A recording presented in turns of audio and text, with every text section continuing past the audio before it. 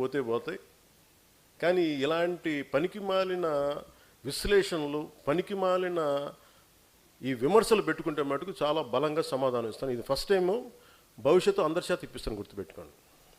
మీ నోళ్ళు మూతపడే వరకు, ఇంకొకసారి నా గురించి మాట్లాడాలంటే మీ నోళ్ళు మూతపడే వరకు అందరి చేత మాట్లాడిస్తాను, గుర్తుపెట్టుకోండి.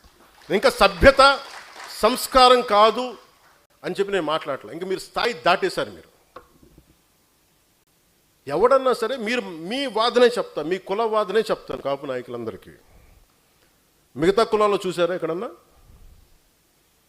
జగన్ గారి సామాజిక వర్గంలో చూసారా వాళ్ళ కులం నుంచి కూర్చున్న నాయకులు మాట్లాడారు ఎప్పుడన్నా? నువ్వు ఓడిపోతే నీ పేర్లు మార్చుకుంటాను ఎవరన్నా మాట్లాడారు? అట్లా ఎవరు మాట్లాడారు? అట్లా మాట్లాడతారు. చంద్రబాబు గారి గురించి మాట్లాడారు, నువ్వేం చేసావు కమ్మవారికి అని మాట్లాడతారో మాట్లాడరు, మీరు మాట్లాడతారు. అసలు మీరు ఒకసారి లోపల ఆలోచిస్తారా? ఈరోజు మీ అందరికీ చెప్తా ఉన్నా, నా చుట్టుపక్కల చాలామంది నాయకులు ఉండేవాళ్ళు. కానీ నేను ఇప్పుడు ఉదాహరణకి ఈయనే ఉన్నారు, ఆర్ఎంఆర్ గారు ఉండేవాళ్ళు, జేడీ గారు ఉండేవాళ్ళు. ఎక్కడికి వెళ్ళినా, రాజమండ్రి ఎక్కడికి వెళ్ళినా, ఈస్ట్ గోదావరి ఎక్కడికి వెళ్ళినా జేడీ గారిని పార్టీలో చేర్చుకోవాలని, జేడీ గారిని పార్టీలో చేర్చుకోవాలన్నారు. వచ్చారు, మెంబర్షిప్ పెట్టాం, వైజాగ్ పార్లమెంట్ ఇచ్చాం, ఓడిపోయాం. అతను సినిమాలోకి వెళ్ళిపోయి నేను వెళ్ళిపోతాను. మాతో పాటు తోట చంద్రశేఖర్ గారు ఉండేవాళ్ళు, ఆయన బీఆర్ఎస్కి వెళ్ళిపోయారు. ఇప్పుడు మీరందరూ 3,000 మంది, ఇన్ని వేల మందికి పదవులు వచ్చినాయి. ఎందుకు వస్తాయి? మీరు నిలబడ్డారు కాబట్టి పదవులు వస్తాయి. వాళ్ళు ఉండంటే వాళ్ళందరూ రాజ్యసభ సభ్యులు అయిపోయాలేమో నాకేం తెలుసు, పార్లమెంట్ సభ్యులు అయిపోయి నాకేం తెలుసు. ఇవన్నీ వదిలేసి నా పక్కన ఆయన నిలబడితే కూర్చోబెట్టి మనోహర్ గారు సాగు కొడతా ఉంటారు నన్ను కూర్చోబెట్టి. నేను మీకు ఈరోజు చెప్తున్నా, నన్ను విమర్శించే కాపు నాయకులందరికీ నేను మనోహర్ గారిని పెట్టుకుంటా, మీరు ఏం చేస్తారో చేసుకోండి. ఎందుకంటే అలాగే మీకు నా పక్కన రమేష్ గారు ఉన్నారు. ఆయన ఎందుకు వచ్చారు? నేను గెలిచినప్పుడు రాలా. 2014 తర్వాత నేను కులాల ఐక్యత అనే ఒక సామాజిక సత్యాన్ని నేను అర్థం చేసుకున్న వ్యక్తి. ఆయన అన్నది ఏంటంటే, మేము విజయవాడలో మేము గొడవలు చూసాం సార్, కులాల మధ్య వ్యాపారం అన్ని అంటే మానవ సంబంధాలు దెబ్బతింటాయి. నాకు మీ భావం నచ్చింది నాకు, అందుకని నేను మీకు అండగా నేను ఉంటాను సార్. నేను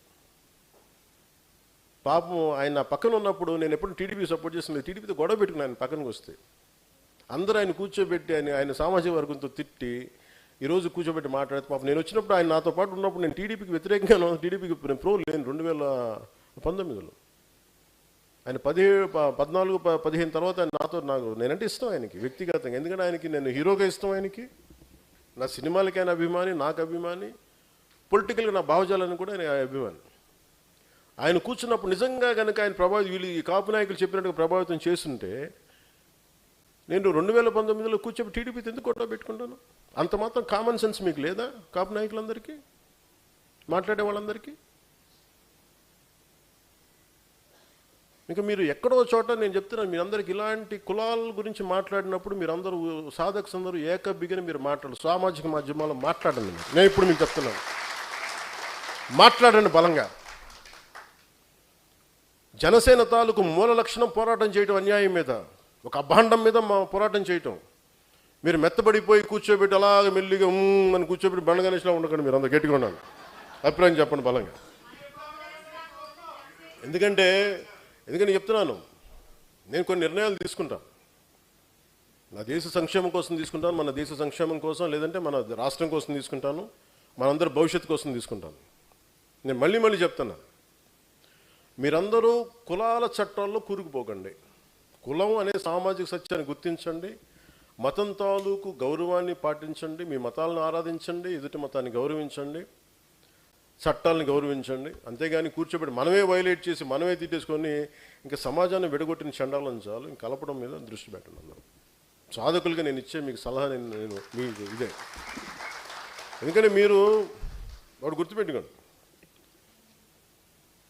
హసీనా గారు మీరు ఎన్ని మెంబర్షిప్స్ చేశారమ్మా? ఓకే, ఆవిడ 200 మందికి ఆవిడ నాయకురాలు. ఆవిడ 200 మందిని కదిలించగలదు. ఆవిడ బలం. అలాగే మీరు 20,000 మంది పైచిలుకు సాధక్స్ ఉంటే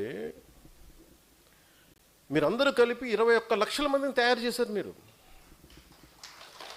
20,000 మంది direct connected to 21 lakh cadre ఉద్యమీస్.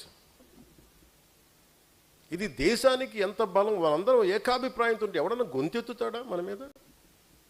మీరు కూర్చోబెట్టి ఒక వెబ్సైట్ ఏదైనా పిచ్చి వాగుళ్ళు వాగితే మీరందరూ స్ట్రైక్ కొడితే అసలు వెబ్సైట్ ఉంటాయా? మన అకారణంగా ఎవడు వెబ్సైట్ మీద స్ట్రైక్ చేయం, కానీ నిజంగా చేస్తే. అలాగే నేను ఈరోజు ఒక పాజిటివ్ ఒక మంచి కథ చెప్పి మీకు చూపి ఒక ఒక ఒక అంశం గురించి మాట్లాడాను. అది మీరు అందరూ నిజంగా తీసుకెళ్తే మార్పు రాత అధికార యంత్రాంగంలో నేను ఆ బలాన్ని 12 సంవత్సరాల తర్వాత ఈరోజు మీరు ఏం చేయాలని నేను నిర్దేశిస్తున్నాను, ఆదేశిస్తున్నాను. మీకు 15 సంవత్సరాల తర్వాత నేను ఆదేశిస్తున్నాను. నిన్న కూడా సభలో చెప్పాను, నేను సేనాని మీరు చెప్పారు నాకు.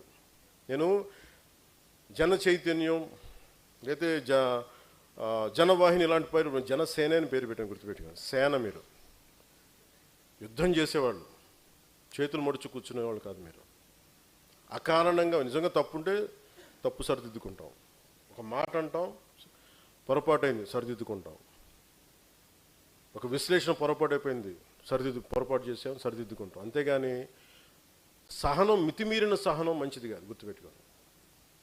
నేను సరైన ఆదేశం మీకు చెప్తాను. పార్టీ